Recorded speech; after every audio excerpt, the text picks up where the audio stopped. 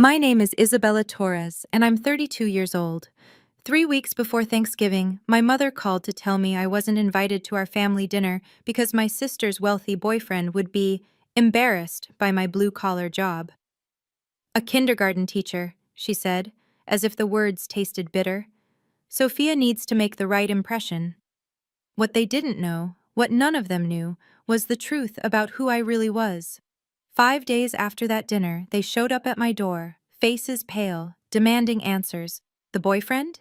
He'd discovered something that changed everything. And my sister's perfect world?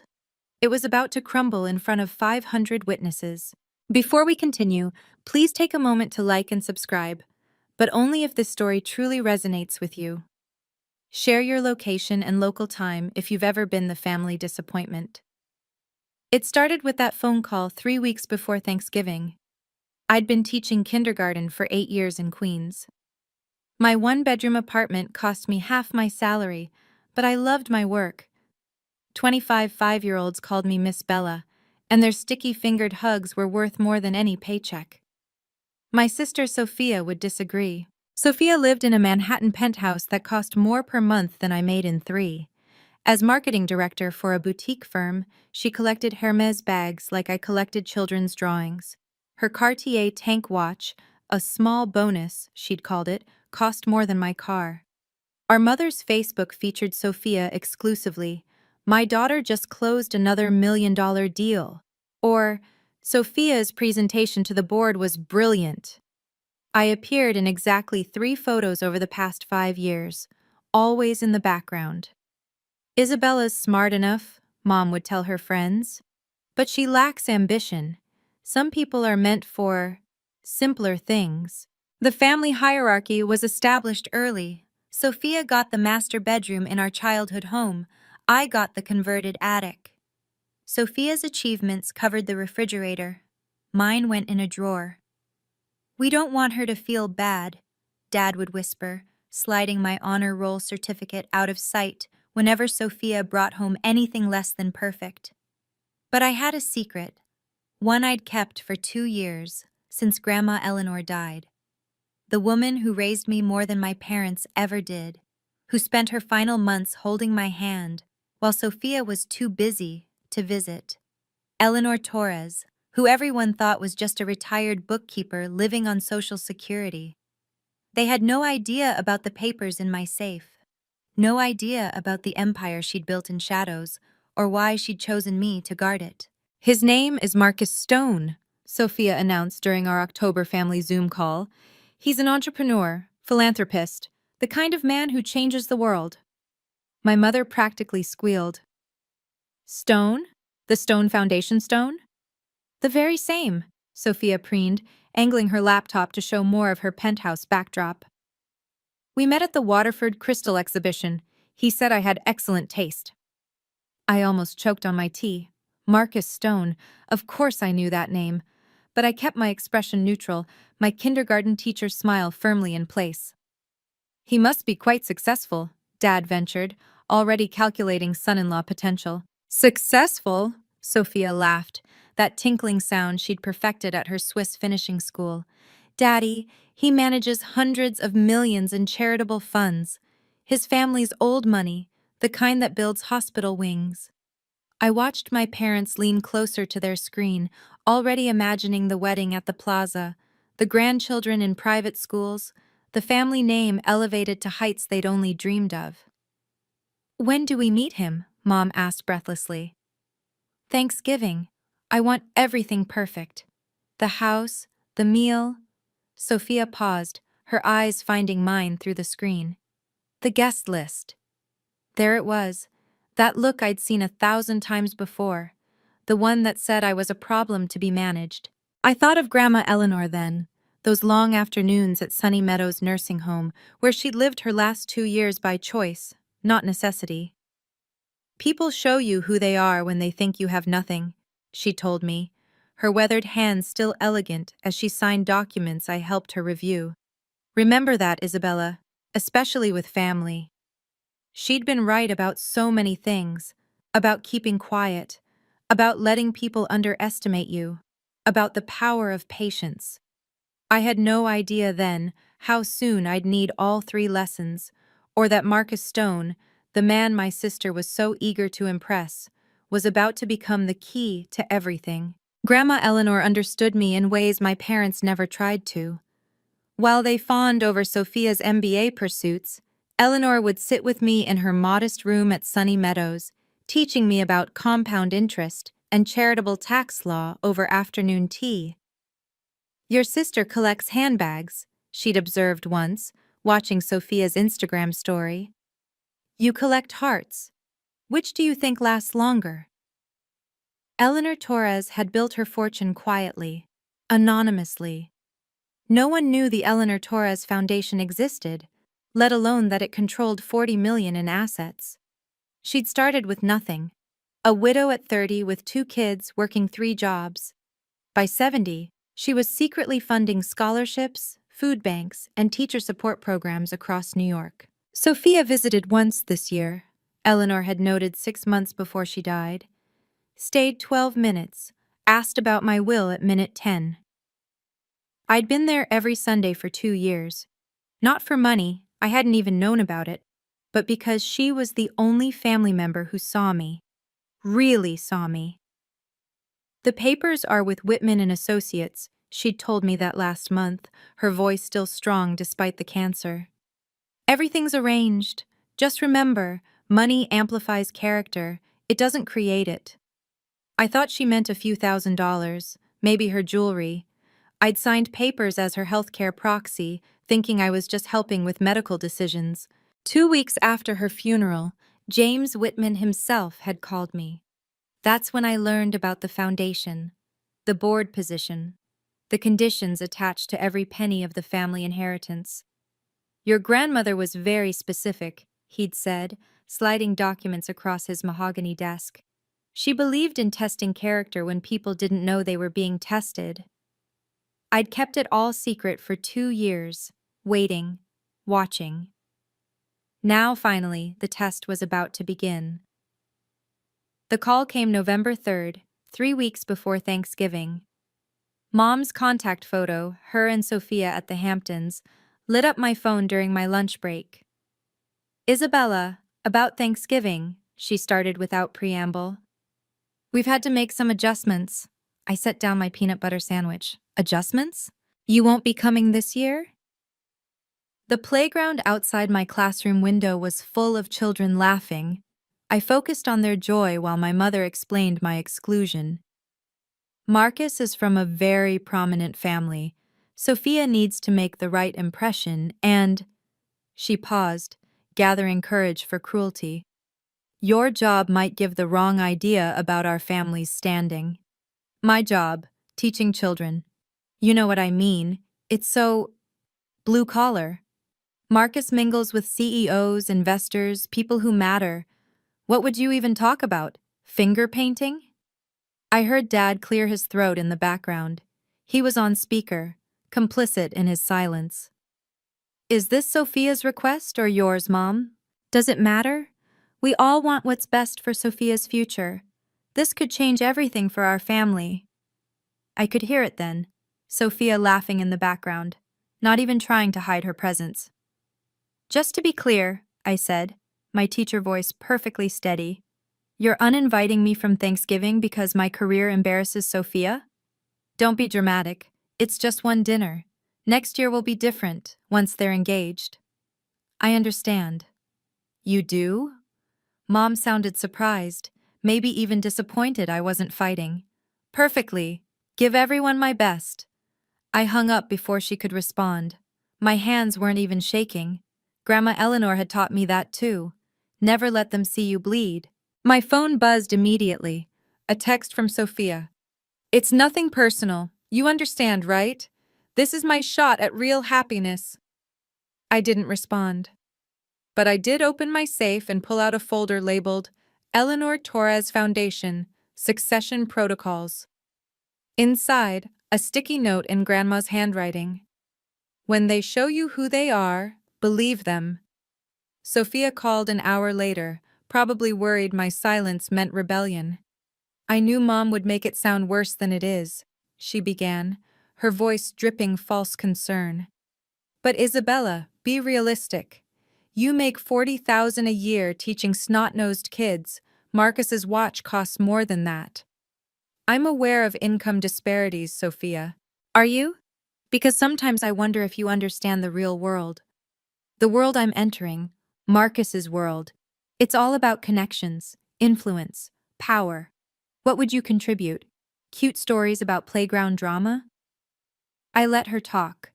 Sometimes the best teaching tool is silence. His circle includes Fortune 500 CEOs, ambassadors, people who vacation with senators. And you'd show up in your Target dress, talking about lesson plans and parent-teacher conferences? Can you imagine how that would reflect on me? You're right, I said quietly. I don't belong in that world. Finally, some sense. Look, it's not forever. Once Marcus and I are married, once I'm established, maybe we can ease you in. Small dinners first. We'll coach you on what to say, what to wear. That's generous. I'm trying to help you, Isabella. This is my chance at real happiness, real success. Don't you want that for me? I want you to be happy, Sophia. Then stay away from Thanksgiving. And Isabella, don't even think about just showing up. I'll have you removed if necessary. The threat hung between us. My baby sister, who I'd walk to school every day, who'd cried in my arms when boys broke her heart, was threatening to have security escort me from our family dinner. Understood, I said. Enjoy your dinner. After she hung up, I opened my laptop and logged into the Foundation's board portal. There it was on the calendar. Annual Gala, November 29th. 3 days after Thanksgiving. 500 guests. Full media coverage. Perfect. I opened my safe that night and spread everything across my kitchen table. The will, the board appointment, the certification of shares. Each document pristine, notarized, indisputable. Eleanor's will was a masterpiece of foresight. The family inheritance, $15 million and 3 properties, came with one unbreakable condition. The beneficiary must demonstrate consistent kindness and refuse to discriminate based on social or economic status. Subsection 7.3 was particularly interesting. Any act of deliberate exclusion of family members based on their profession, income, or social standing will result in immediate forfeiture of all claims. Eleanor had even included examples, such as but not limited to, refusing family invitation due to embarrassment over their honest work. My phone buzzed. An email from James Whitman. Ms. Torres, confirming your attendance at the gala? The board is eager to formally introduce you. I typed back. I'll be there. Please ensure media coverage includes the Foundation's history segment. Of course. Your grandmother's video message will play after your introduction. Video message? I'd almost forgotten. Eleanor had recorded it 6 months before she died, for the right moment, she'd said. I pulled up the Foundation's website, looking at the Board of Directors page. There I was, listed as Chairman of the Board, my photo notably absent at my request. Below my name, appointed by founder Eleanor Torres, 2023. Marcus Stone would know exactly who I was the moment he did his due diligence, if he hadn't already. I thought about calling Sophia, warning her. Then I remembered her words. Don't even think about showing up. Fine, I wouldn't show up to Thanksgiving. But the gala? That was business. I sent one more email, this time to the Foundation's event coordinator. Please add 5 names to the guest list. The Torres family. Send the invitations directly to me. I'll handle delivery personally. My grandmother always said revenge was beneath us. But justice? Justice was everything. If you've ever been excluded by family who thought you weren't good enough, leave a comment. Your story matters, and don't forget to subscribe. The twist coming next will change everything. Thanksgiving arrived gray and drizzling. I ordered Chinese food from Mr. Liu's, orange chicken and lo mein for one. My phone stayed silent until 2 in the afternoon, when Sophia's Instagram story appeared. The dining room at my parents' house had been transformed. Crystal glasses I'd never seen, new china with gold edges, fresh orchids as centerpieces. Sophia posed with Marcus, her hand strategically placed to show a diamond tennis bracelet I assumed was new.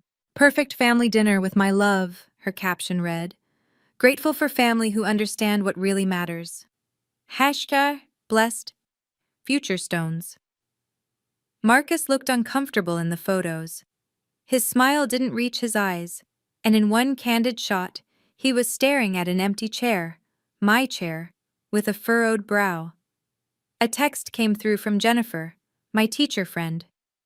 "Saw Sophia's post. Why aren't you in any photos?" "Scheduling conflict," I replied. "On Thanksgiving? Isabella, what really happened?" I didn't answer. Instead, I scrolled through more of Sophia's stories. Mom had posted too. "So proud of my successful daughter and her wonderful boyfriend. The future is bright." 23 comments, all gushing about what a beautiful couple Sophia and Marcus made. My cousin Amy wrote, "Where's Isabella?" Sophia had replied, "She had other plans. You know how dedicated teachers are to their work." Lying came so easily to her. My fortune cookie that night read, "Patience is bitter, but its fruit is sweet." Mr. Liu always did have impeccable timing. I folded the fortune and tucked it into my wallet, next to the gala invitation I'd be hand-delivering soon. 3 days. 72 hours until everything changed. My phone buzzed once more. An unknown number. I almost didn't answer, but something made me swipe. "Isabella Torres?" The voice was professional, careful. "Yes? This is Marcus Stone. We need to talk." I didn't have to wait long for the conversation with Marcus to bear fruit. 5 days after Thanksgiving, at 7 in the morning, someone pounded on my apartment door like they were trying to wake the dead. Through the peephole, I saw my parents. Mom's usually perfect hair was disheveled. Dad's face was red, either from anger or the 3 flights of stairs. I opened the door in my teaching clothes, khakis and a cardigan with alphabet buttons. "Good morning." "What did you do?" Mom pushed past me without invitation. "What did you say to Marcus?" "I haven't spoken to Marcus." Not a lie. He'd done all the talking during our brief call. "Don't play dumb." Dad slammed the door behind him. "He broke up with Sophia yesterday at brunch in public." I poured myself coffee, noting neither parent had ever visited my apartment before. It took a family crisis to get them here. That must be upsetting for her. "Upsetting?" Mom's voice climbed octaves. "He walked into the foundation office and saw your portrait. Your portrait, Isabella, as chairman of the board." Ah, so that's how he'd found out. "Why didn't you tell us?" Dad demanded. "How could you hide something like this? The same way you hid uninviting me to Thanksgiving?" "That's different," Mom started. "Is it? You didn't want me there because my job embarrassed Sophia. Because I'm too blue-collar for her rich boyfriend. Your words, Mom." "Sophia's devastated. She says you sabotaged her on purpose." "I did nothing. Marcus discovered the truth on his own." "Fix this," Dad ordered, using his bank VP voice. "Call Marcus. Tell him you'll resign, whatever it takes." "No." "No?" Mom's face went pale. "Your sister's happiness meant more to you than my dignity. I understand. But I won't lie or resign to fix what Sophia broke herself." "You want to know the whole truth?" I set down my coffee. "Come to the foundation gala tomorrow night. Everything will be explained." "What gala?" I handed them the embossed invitations I'd been saving. "The Eleanor Torres Foundation Annual Gala. Black tie, 8 o'clock. The Ritz-Carlton." Mom stared at the invitation, at Grandma's name in elegant script. "Mother's Foundation? Bring Sophia. She'll want to hear this." They left clutching those invitations like lifelines or maybe grenades. The family assault began within hours. Sophia arrived at my school during afternoon pickup, mascara streaking her cheeks despite her waterproof claims. "How could you?" she wailed, not caring that parents were staring. "You've always been jealous of me." "Sophia, I'm working." I guided my last student to her mother, maintaining my professional smile. "You poisoned him against me, told him lies." "I've never spoken to Marcus about you." "Liar." "He said he can't be with someone who's ashamed of their own family. Where would he get that idea?" "From you," I thought, but didn't say. Mom called while Sophia was still ranting. "Your father and I have discussed this. You need to step down from whatever position you have. Sophia deserves this chance at happiness. And I deserve to spend Thanksgiving with my family." "That's petty, Isabella. We're talking about Sophia's entire future." "No, we're talking about consequences." Dad took the phone. "Be reasonable. Sophia has worked hard for her success. And I haven't? Teaching kindergarten isn't the same as—" I hung up. Sophia grabbed my arm. "I'll contest the will. I'll prove you manipulated Grandma." "With what evidence?" "She had dementia. She had cancer. Her mind was perfect until the end. Every document was witnessed by medical professionals. You turned her against me. You visited her once in 2 years, Sophia, for 12 minutes. Her face crumbled then, real tears finally flowing. For a moment, I saw my little sister, the one who used to crawl into my bed during thunderstorms. "Please," she whispered. "I love him." "Then you should have been honest with him." "I'll do anything. Come to the gala tomorrow. Listen to what Grandma had to say. Then we'll see." She left without another word, but I knew she'd be there. The possibility of salvaging her fortune would ensure it. Marcus called that evening. I recognized his voice immediately, measured, thoughtful, nothing like the entitled air Sophia had described.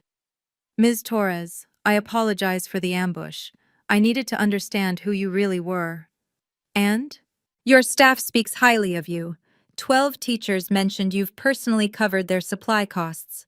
The principal says you volunteer every weekend for the breakfast program." "That's my job." "No, that's your character. Which makes me wonder why Sophia told me you were unemployed, living off family money." I said nothing. Sometimes silence is the most honest response.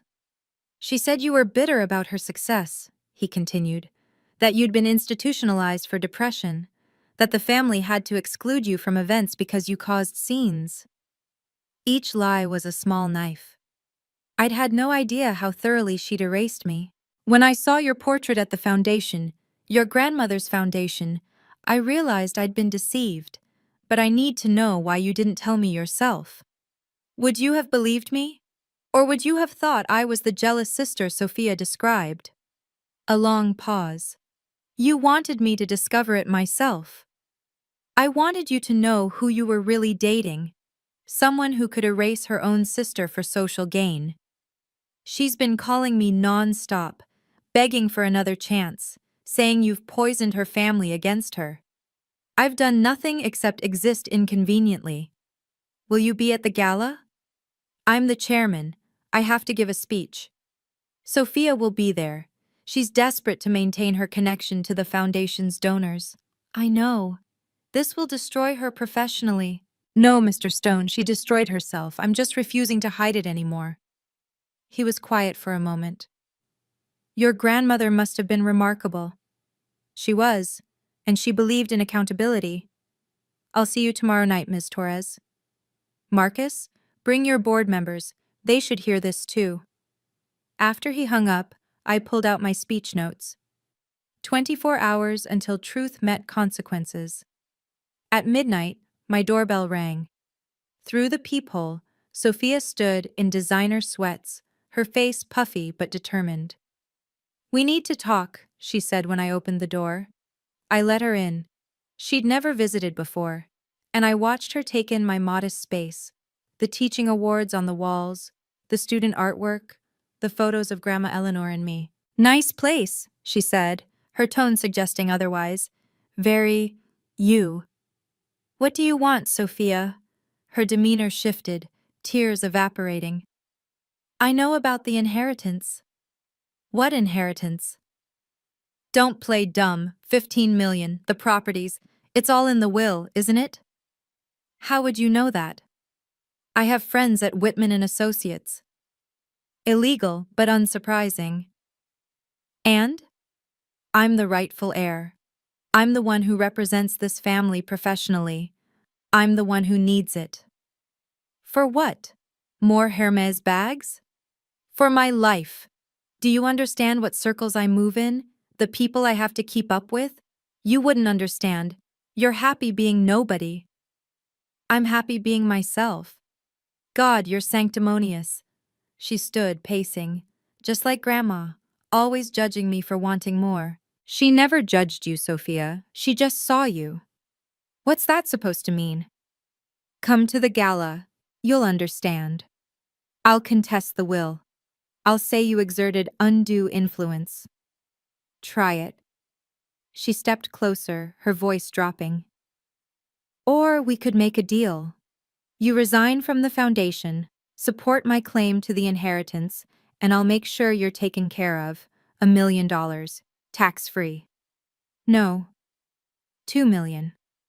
Sophia, there's something you should know. Grandma left a video message for the gala. Her face went white. What kind of message? The kind that explains everything, including why she made the choices she did. You've seen it? Tomorrow, everyone will. She left without another word, but her perfume lingered. Tom Ford, expensive and suffocating, just like her love. The morning of the gala, I sat in my empty classroom, staring at Eleanor's photo on my desk. Was I doing the right thing? Or was I just being vindictive? My phone had 37 missed calls. Extended family, mutual friends, all suddenly interested in my life. The family group chat, which I'd been removed from months ago, had apparently exploded. Cousin Amy sent screenshots. Isabella is trying to steal Sophia's inheritance. She manipulated Grandma. Always knew she was bitter about being the failure.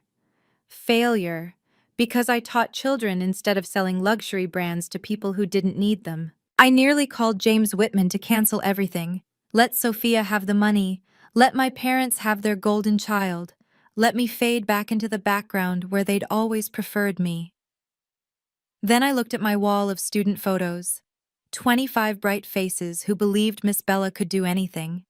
Who didn't care that my car was 10 years old or my clothes came from Target.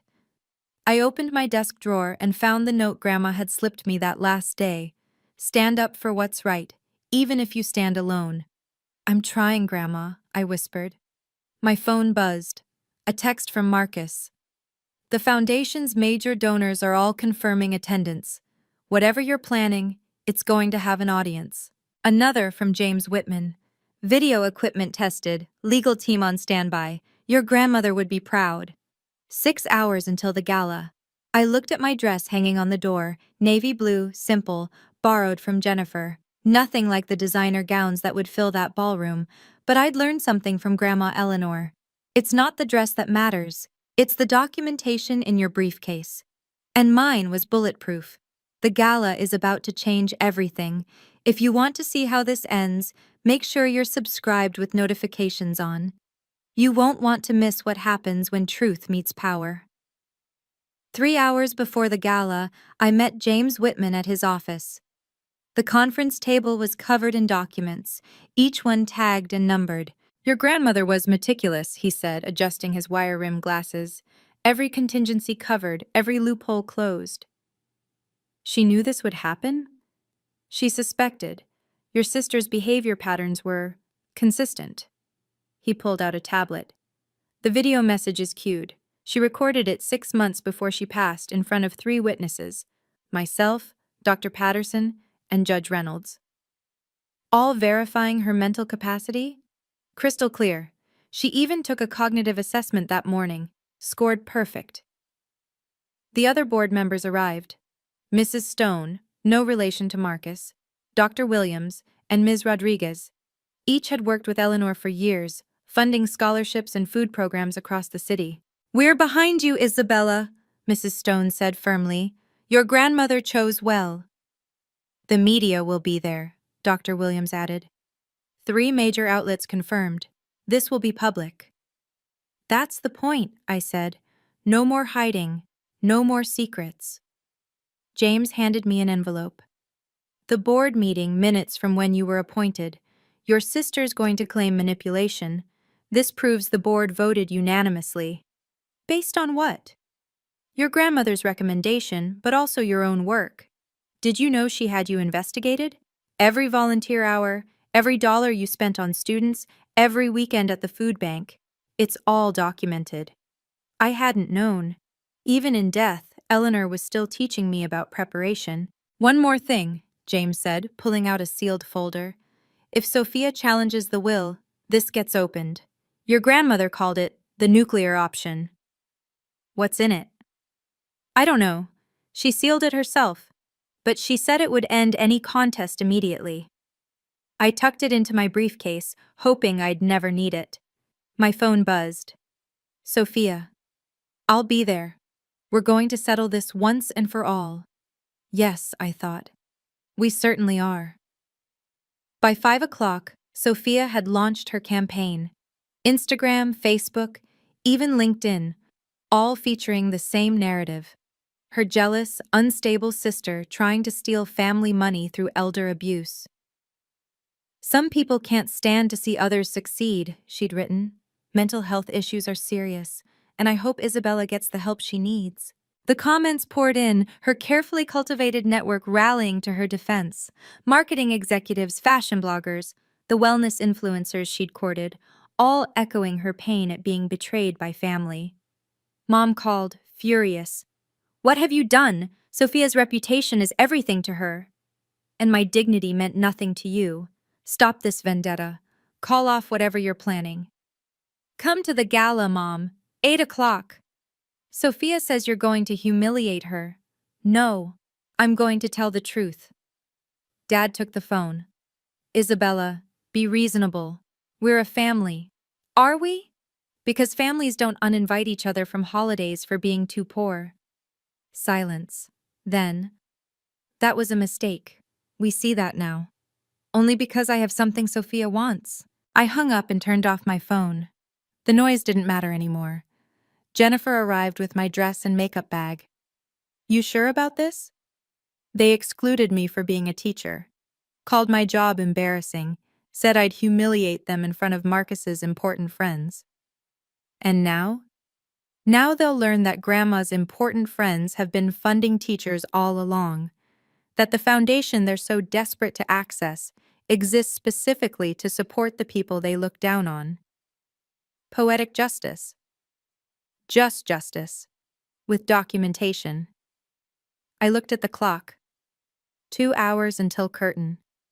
2 hours until 28 years of being the family disappointment finally meant something. Help me with this zipper? I asked Jennifer. It's time to stop hiding.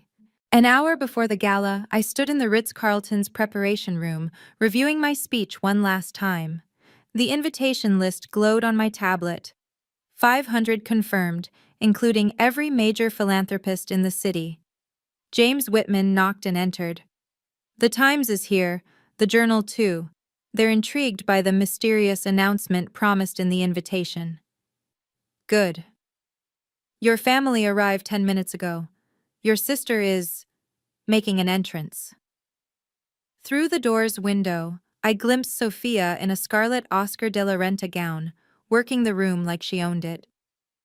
Mom and Dad flanked her, their formal wear impeccable, their discomfort visible only if you knew where to look.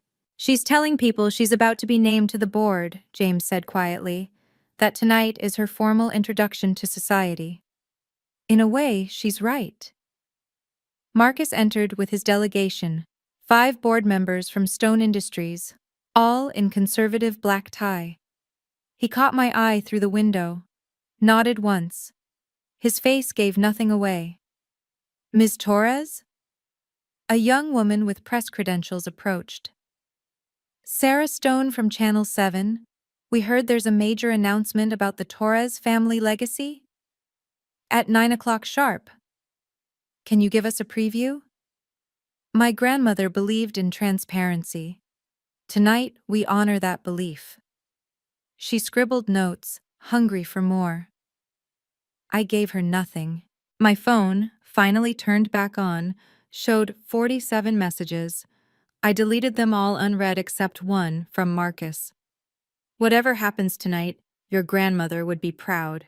James handed me the remote for the presentation screen. The video is cued, just press play when you're ready. I looked at my reflection in the mirror. Navy dress, simple pearls, teaching award pin on my lapel, my own small rebellion. Not the designer gown they'd expect from new money, but exactly what Eleanor would have chosen. Let's go, I told James. It's time to let the documents speak. The Ritz-Carlton ballroom glittered like a jewelry box. Crystal chandeliers cast rainbow patterns across 500 guests in their finest attire. Servers circulated with champagne. Cristal, I noticed, remembering how Sophia had once mocked my preference for Prosecco. I entered through the side door, avoiding the main entrance where Sophia held court. She'd positioned herself near the foundation's banner, gesturing animatedly to a cluster of donors, no doubt spinning her narrative of family legacy and her rightful place in it. Isabella! Mrs. Stone, the board member, not Marcus's relative, embraced me warmly. Your grandmother would love this, her first public gala. Eleanor had always insisted on anonymity, funding quietly, never seeking recognition. Tonight would have horrified and amused her in equal measure. Isabella Torres? A silver-haired woman approached. I'm Margaret Vanderbilt. Your grandmother funded my literacy program for 10 years. I never got to thank her. Before I could respond, others surrounded me. Teachers whose classrooms Eleanor had supplied. Food bank directors she'd kept afloat. Scholarship recipients now running their own nonprofits.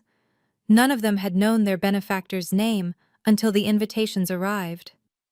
Across the room, I watched my parents notice the attention I was receiving. Mom's face went from confused to alarmed. She whispered urgently to Sophia, who spun around, her scarlet dress flaring dramatically. Our eyes met across the sea of evening wear. For a moment, I saw fear flicker across her face. Then she lifted her chin, that Torres pride Grandma always said would be our downfall, and started pushing through the crowd toward me. Ladies and gentlemen, the MC announced, dinner is served. Please find your seats. I'd arranged the seating myself. Sophia at table 1, naturally, right in front of the podium, with perfect view of the presentation screen. Mom and Dad beside her. Marcus at table 2 with his board. The press scattered strategically throughout. As I took my seat at the head table, I felt the weight of 500 curious gazes. They'd come expecting standard charity speeches and polite applause. They were about to witness something far more interesting, the public unraveling of a family's carefully constructed facade. Dinner was served, filet mignon that Sophia barely touched, too busy working the room between courses. She'd managed to charm half her table, her laugh carrying across the ballroom as she told stories about growing up with Grandma Eleanor and learning philanthropy at her knee. I ate quietly, watching her perform. She was good, I'd give her that. Every gesture calculated, every anecdote designed to establish her as Eleanor's spiritual heir. As dessert arrived, Sophia made her move. She stood, tapping her champagne glass with a spoon until the room quieted. I'm sorry to interrupt, she said, her voice carrying perfectly, all those presentation skills on display. But I simply can't wait any longer to share something wonderful. The MC looked confused, checking his program. This wasn't scheduled. As many of you know, I'm Sophia Torres, Eleanor Torres's granddaughter. She paused for effect. And I'm thrilled to announce that I'll be taking a leadership role in the foundation, working alongside my dear friend Marcus Stone to expand our mission. Marcus stood abruptly. Sophia, that's not... Oh, Marcus, always so modest, she laughed, that tinkling sound that probably charmed boardrooms. Everyone, Marcus and I have been planning incredible initiatives. The future of the Eleanor Torres Foundation will be discussed by its actual board, Marcus said firmly. And we're not together, Sophia. I made that clear. The room buzzed. Cameras that had been discreetly recording suddenly became obvious, reporters leaning forward. Sophia's composure cracked. "This is just a misunderstanding. My sister—" She pointed at me, her manicured fingers shaking. "She's manipulated everyone. She's not who you think she is." "Security?" James Whitman said quietly into his phone. "No," Sophia's voice rose.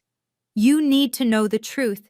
Isabella is a nobody, a kindergarten teacher who makes nothing, contributes nothing. She tricked our grandmother, isolated her, stole—" Two security guards approached, but I stood, raising my hand.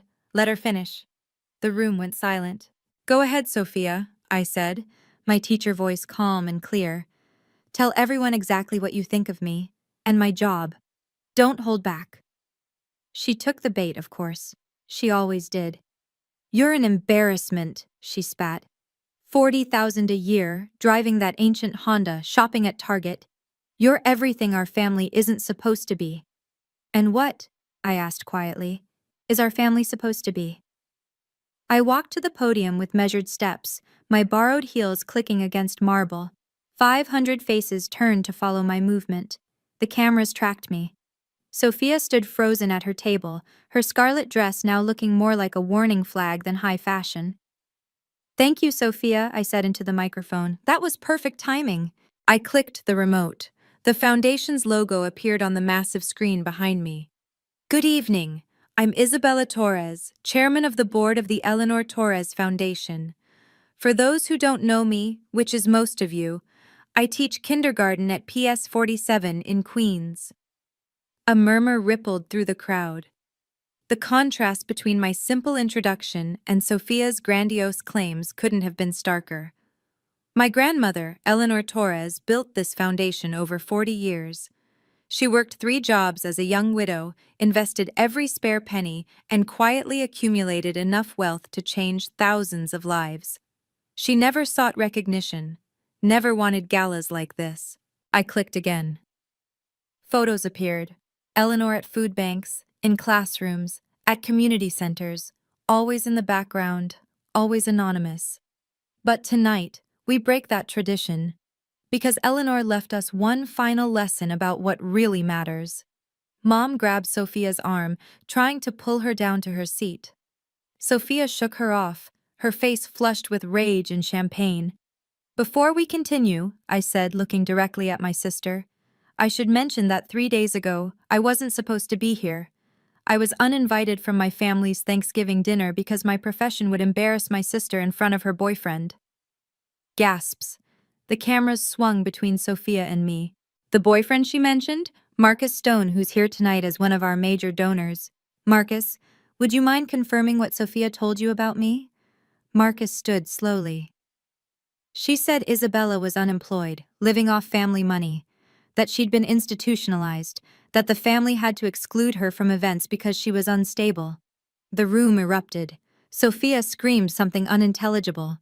"Now," I said, clicking the remote again, "let's hear what Eleanor Torres had to say about all of this." Eleanor's face filled the screen. She sat in James Whitman's office, looking directly at the camera with those sharp eyes that had never missed anything. The timestamp showed 6 months before her death. "If you're watching this," Eleanor's recorded voice filled the ballroom, "then something has happened that requires absolute clarity about my wishes." The room was silent except for the soft whir of cameras. "I am Eleanor Marie Torres, of sound mind and body, as verified by the 3 witnesses present." The camera panned to show James Whitman, Dr. Patterson, and Judge Reynolds. "This recording concerns my estate and the conditions attached to it." I watched my parents' faces drain of color. They'd had no idea this existed. "My estate consists of $15 million in liquid assets, 3 properties in New York, and controlling interest in the Eleanor Torres Foundation. This inheritance comes with one unbreakable condition." Eleanor paused, her eyes seeming to look directly at Sophia. "The beneficiary must demonstrate consistent kindness and refuse to discriminate based on social or economic status. This includes, and I'm being specific here, never excluding family members because of their profession or income level." Sophia stood up, shaking. This is fake. This is. Sit down, Miss Torres, Judge Reynolds said from table 3. I witnessed this recording personally. Eleanor continued. If my primary beneficiary violates this condition through witness discrimination, documented exclusion, or public dismissal of working-class professions, they forfeit all claims immediately and permanently. The screen split. On one side, Eleanor. On the other, screenshots appeared. Sophia's texts about my embarrassing job. The Facebook posts Mom made about excluding me. The Instagram story. Perfect family -1. My granddaughter Sophia, Eleanor's voice was sad but firm, has shown a pattern of valuing wealth over family, status over substance. If she has excluded Isabella for being a teacher, a profession I deeply respect, then she has failed my test. No! Sophia lunged toward the screen, but security held her back.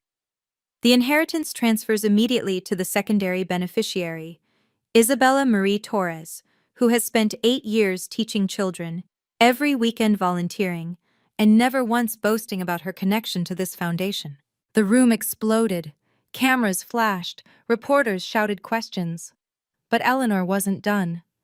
James Whitman took the podium as Eleanor's image froze on screen. He carried a leather portfolio, his movements precise and lawyerly.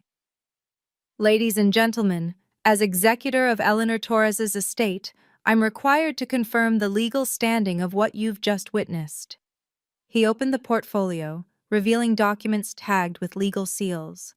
On November 23, 2024, Thanksgiving Day, Sophia Torres sent these messages to her sister. He clicked the remote. The texts appeared, each one time-stamped. Your blue-collar job would embarrass me. Stay away from my real family. You're everything our family shouldn't be. These messages, sent voluntarily and documented through cellular records, constitute clear violation of Section 7.3 of Eleanor Torres's will. Those were private, Sophia shrieked. Posted to Instagram, actually, James corrected, showing the screenshot. Very public.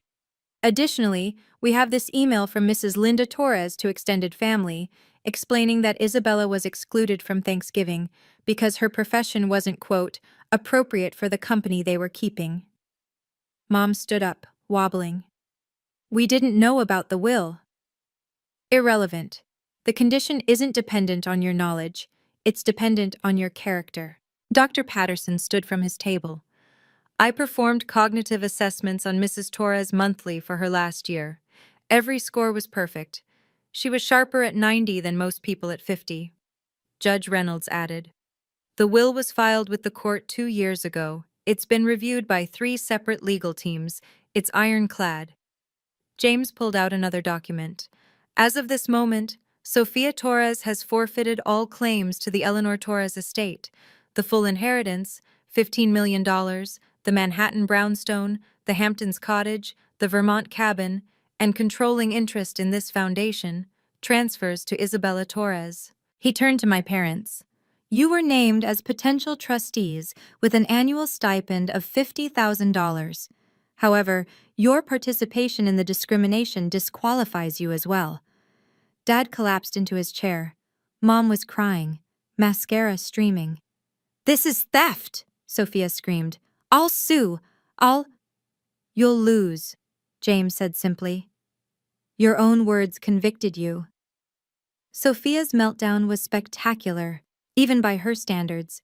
She grabbed a champagne flute and threw it at the screen, where Eleanor's frozen image seemed to watch with disappointment. The glass shattered harmlessly against the projection surface. You planned this! She whirled on me, her designer dress tearing at the seam as she moved. You manipulated her. You turned her against me. I visited her, I said quietly, the microphone catching every word. Every Sunday for 2 years. You came once.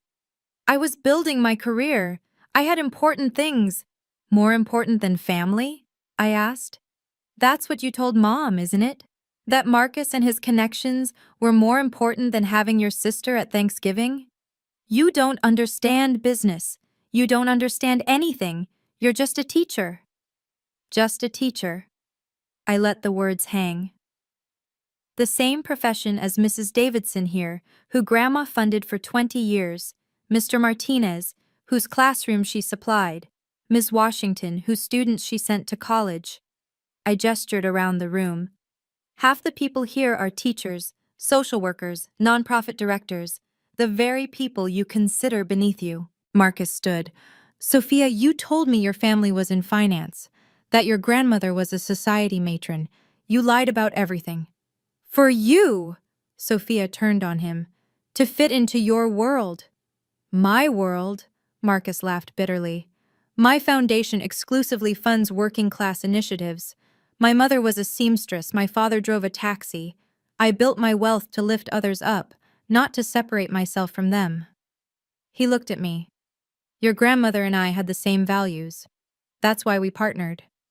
Partnership? Sophia's voice cracked. What partnership? The Stone Foundation is cutting all ties with your company, Marcus announced. Effective immediately.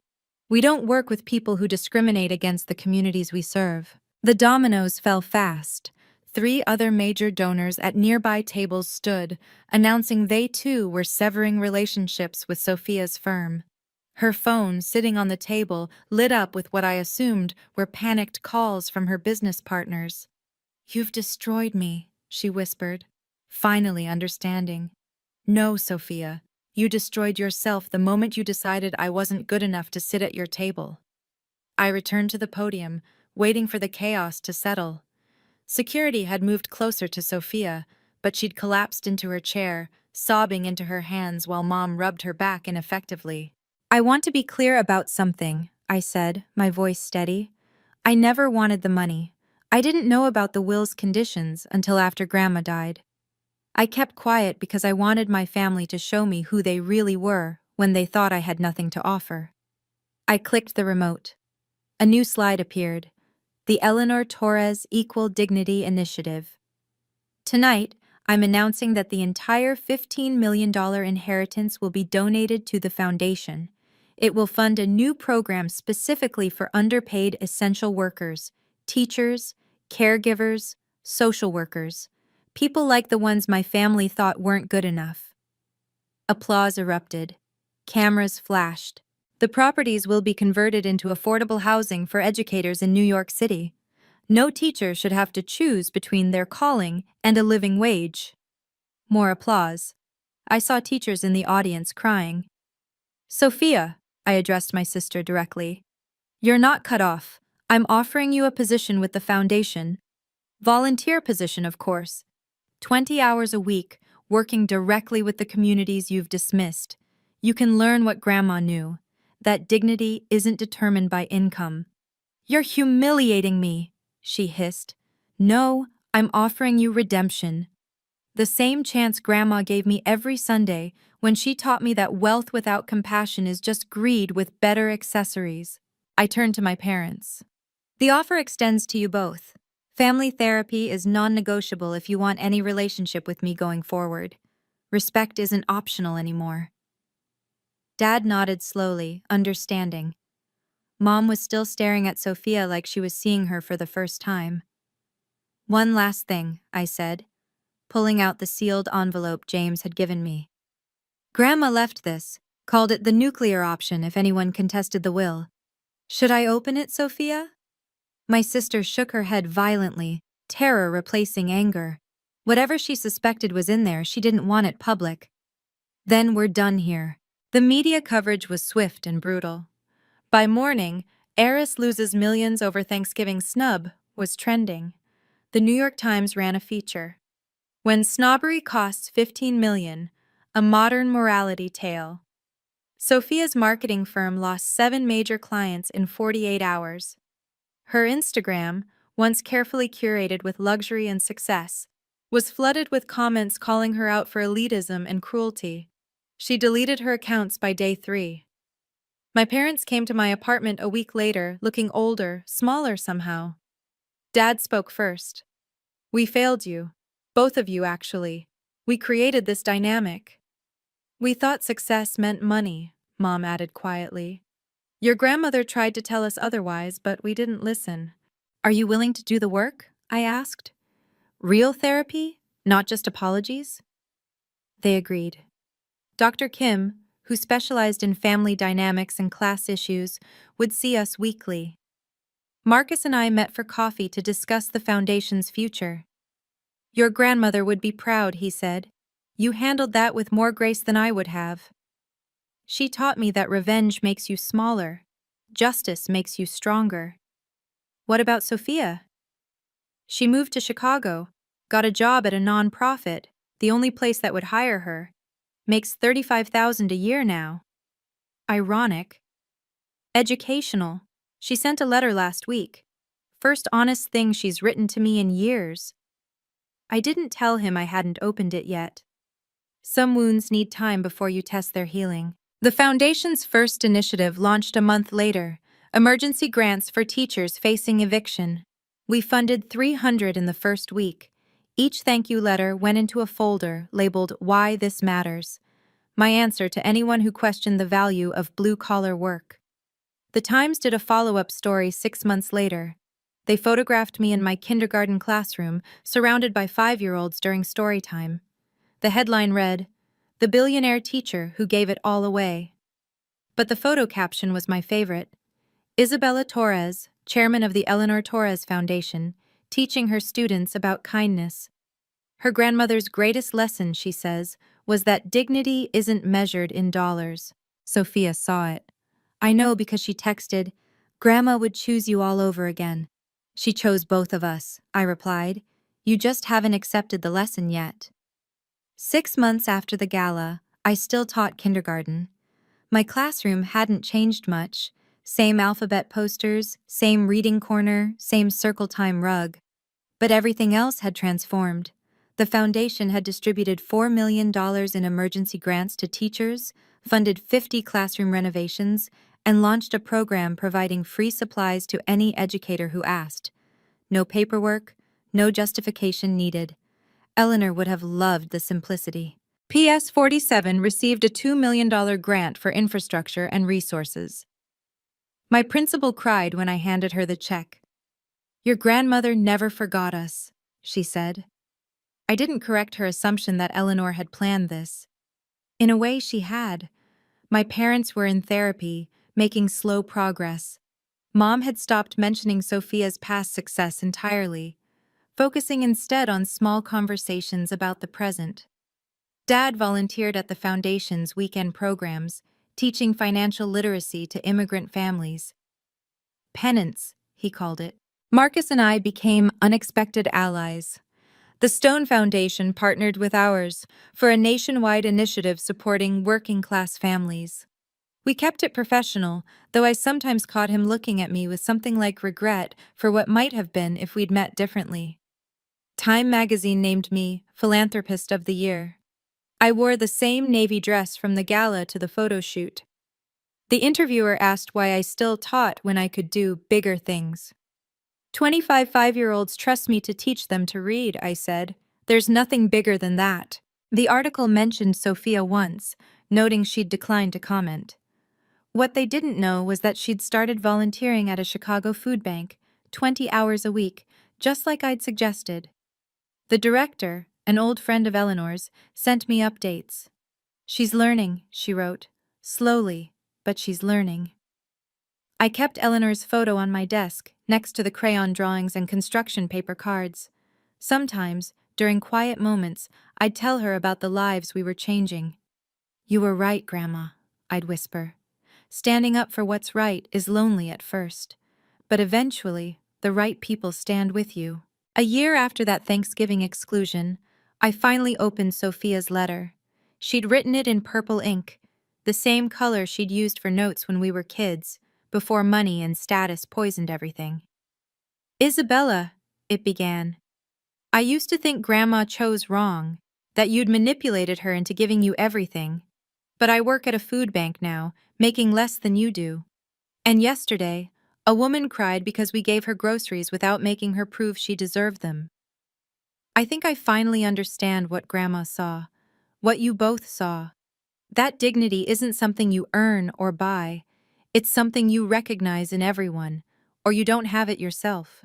She didn't ask for forgiveness, didn't suggest reconciliation, just acknowledged the truth we'd both always known, but only one of us had accepted. I folded the letter, placed it in Eleanor's folder, the one with all the important documents. Not the legal ones, but the human ones. The thank you notes from teachers, the drawings from students, the photos of families in the houses we'd converted from my inheritance properties. Looking back, I could have handled Thanksgiving differently, could have fought to be included, begged for my place at the table, could have revealed my position earlier, used it as leverage for respect. But Eleanor taught me that respect earned through power isn't respect at all. It's fear dressed in nicer clothes. The family that excluded me for being just a teacher learned that their values were bankruptcy dressed in designer labels. The inheritance they lost was never really about money. It was about understanding that the woman serving your coffee deserves the same dignity as the one buying the coffee shop. Your worth isn't negotiable. It doesn't increase with your salary or decrease with someone's opinion. Stand firm in that knowledge, even if you stand alone. Especially then. Thank you for listening to my story. This is Isabella Torres, reminding you that you are enough, exactly as you are. Your job doesn't define your worth. Your family's opinion doesn't determine your value. And sometimes, the best inheritance you can receive is the knowledge that you don't need anyone else's validation to know your own dignity. Until next time, keep standing tall. Even in a Target dress, especially in a Target dress.